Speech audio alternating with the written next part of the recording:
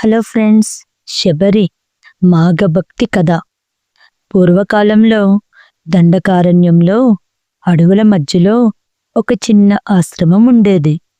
ఆ ఆశ్రమంలో మాతంగ మహర్షి శిష్యురాలైన శబరి నివసించేది. శబరి గిరిజ జాతికి చెందిన సాదా సీదా మహిళ. చదువు లేదు, సంపద లేదు, కానీ ఆమె హృదయం నిండా శ్రీరామభక్తి ఉండేది. మాతంగ మహర్షి శబరితో ఇలా అన్నారు: శబరి, ఒకరోజు శ్రీరాముడు నీ ఆశ్రమానికి తప్పకుండా వస్తాడు. ఆ రోజు నీవు చేసిన సేవలన్నిటికీ ఫలం లభిస్తుంది. ఆ మాటలు శబరి జీవిత లక్ష్యంగా మారాయి. పవిత్రమైన మాఘమాసం వచ్చింది. చలికాలమైన శబరి ప్రతిరోజు బ్రహ్మముహూర్తంలో లేచి నదిలో స్నానం చేసి ఆశ్రమాన్ని శుభ్రం చేసేది.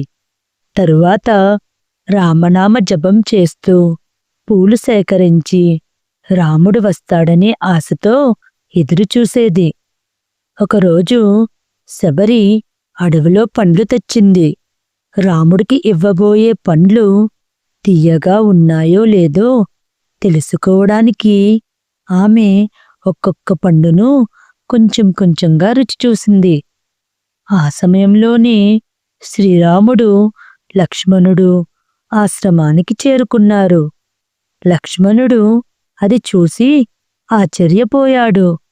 కాని శ్రీరాముడు చిరునవ్వుతో శబరి ఇచ్చిన పండ్లను ప్రేమతో స్వీకరించారు. శబరి కన్నీళ్లతో రాముని పాదాలకు నమస్కరించింది.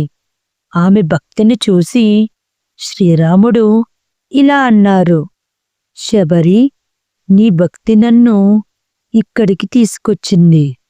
నీవు ఇచ్చిన సేవ నాకు అమృతంతో సమానం. ఆ మాటలతో శబరి మనసు పరమానందంతో నిండిపోయింది.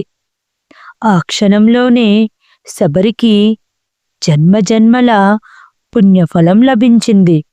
ఆమె దేహాన్ని విడిచి భగవంతుడి చరణాలలో లీనమయ్యింది.